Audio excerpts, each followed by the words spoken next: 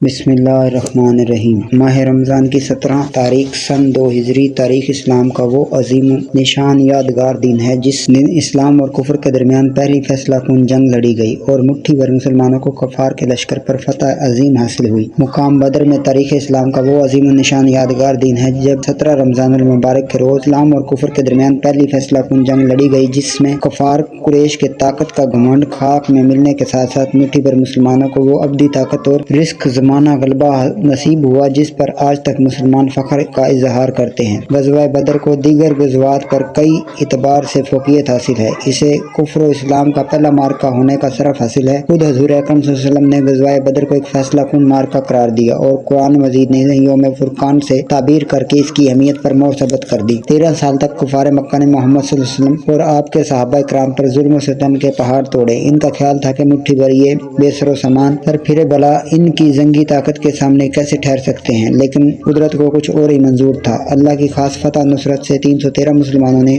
اپنے سے 3 گنا بڑے لاؤ لشکر کو اس کی تمام تر مادی اور معنوی طاقت کے ساتھ خاک میں ملا دیا۔ دعائے رسول اکرم صلی اللہ علیہ وسلم اور جذبہ ایمانی سے 70 جنگجو واصل جہنم ہوئے اور 14 صحابہ کرام نے داد شہادت کی تاریخ رقم کر کے شہادت نوش کی۔ اس دن حضور اکرم صلی اللہ علیہ وسلم نے یہ دعا فرمائی تھی: اے اللہ، میں تجھ سے سوال کرتا ہوں کہ اپنا وعدہ اور اقرار کر رہا ہوں، یا اللہ اگر تیری مرضی یہی ہے کہ کافر غالب ہوں تو پھر زمین میں تیری عبادت کرنے والا کوئی نہیں رہے گا۔ اسی لمحے رب کائنات نے فرشتوں کو وحی دے کر بھیجا کہ میں تمہارے ساتھ ہوں اور تم اہل ایمان کے قدم جماؤ، میں کافروں کے دل میں رعب ڈال دوں گا۔ سنو، تم گردنوں پر مارو، قتل کرو اور ان کی پور پر مارو۔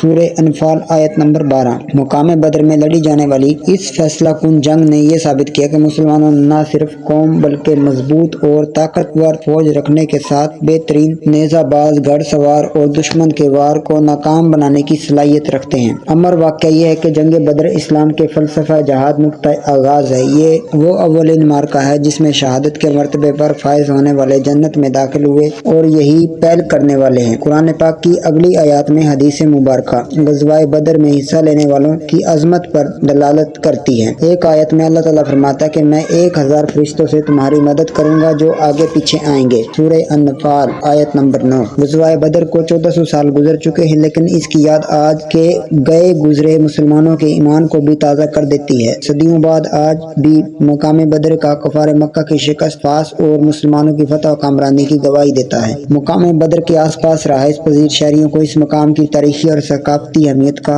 ادراک ہے۔ جنگ بدر کے حوالے سے مختلف شعراء کرام نے اشعار لکھے اور کہے ہیں: فضائے بدر کو ایک آب بیتی یاد ہے اب تک، یہ وادی نعرہ توحید سے آباد ہے اب تک۔ غزوہ بدر کو 1400 سال بیت چکے ہیں، لیکن اس کی یاد آج کے گئے گزرے مسلمانوں کے ایمان کو بھی تازہ کر دیتی ہے۔ صدیوں بعد آج بھی مقام بدر کفار مکہ کی شکست پاس اور مسلمانوں کی فتح و کامرانی کی گواہی دیتا ہے۔ موجودہ دور میں مسلمان زوال پذیری اور کفار کے غالب آنے پر کی وجہ یہی ہے کہ آج مسلمانوں کے تمام وسائل موجود ہونے کے باوجود بھی وہ بدر اور عہد کے جذبے سے عاری ہیں۔ ہتھیار ہیں، اوزار ہیں، افواج ہیں، لیکن وہ 313 کا لشکر نہیں ملتا۔